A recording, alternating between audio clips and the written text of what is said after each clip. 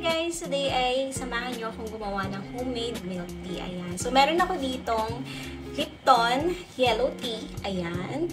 And meron tayo ditong Nestle cream. Ayan. So, ang gagawin natin, mag-prepare lang tayo ng hot water. Ayan. Meron akong hot water dito. Kita nyo, umuusok-usok pa siya guys.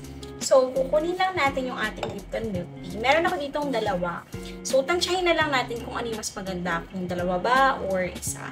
Actually guys, nag-crave lang ako talaga sa milk tea. Meron namang nabibili, 'di ba?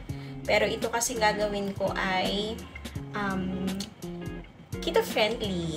Yan. Keto-friendly siya guys. So, ayan. Yan, ilalagay natin dito yung ating Lipton tea. Yellow tea yan. Kumuha lang ko ng kutsara, tapos ang ginawa ko lang, prines ko siya ng prines para mas madaling lumabas yung katas niya. Ayan, mas madali siyang na brown actually. So, ayun guys, meron pa pala ako dito ang natitirang yellow. Ayan.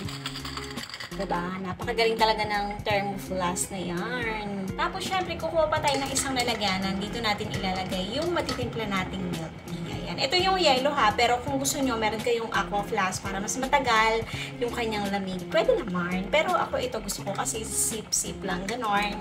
So, ayan guys, ito na yung ating susunod na gagawin. Buksan natin syempre yung ating Nestle cream. Tapos, kukunin natin itong ating lalagyan. Isang lalagyan. Kung saan natin iinumin yung ating milk tea. DIY milk tea. Ayan. So, lalagyan natin siya dito. Okay. Lahatin na natin siya guys. At ilalapag ko lang siya. Okay. Para hindi naman ako masyadong mahirapan. Okay. Tapos, itong ating tea, yellow tea, ilalagay na rin natin siya dito. Ayan. Kita niyo ba siya guys? Ayan. Basta yan, ilalagay ko siya dyan. O, diba?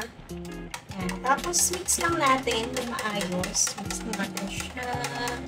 Mix. Now, dahil ito ay keto-friendly, kung gusto nyo, huwag nyo na siyang lagyan ng tawag dito, sugar. Hindi siya, syempre, pwede lagyan ng sugar.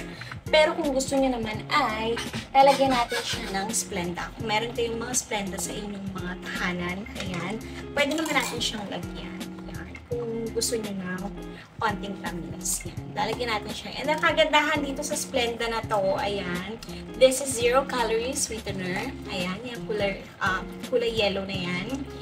And each pack, meron siya dyang very cute na message. Katulad dito, celebrate each day with a touch of sweetness. So, open lang natin yan siya. And then, ilalagay na natin siya dito, syempre. Okay, and then, i-mix ulit natin siya. Gamitin ko itong straw. Diba? Uy, sarap di! Wala pa tong yellow bee ah. Yan, pero mas gusto ko yung ano pa, mas matapang pa yung tea. Mahilig kasi talaga ako sa tea. Siyempre, lalagyan na natin ng yellow.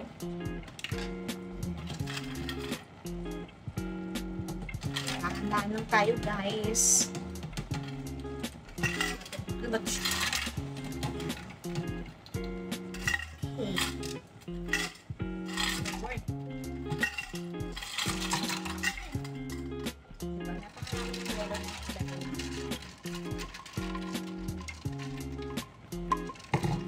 Sarap, ang sarap, winner.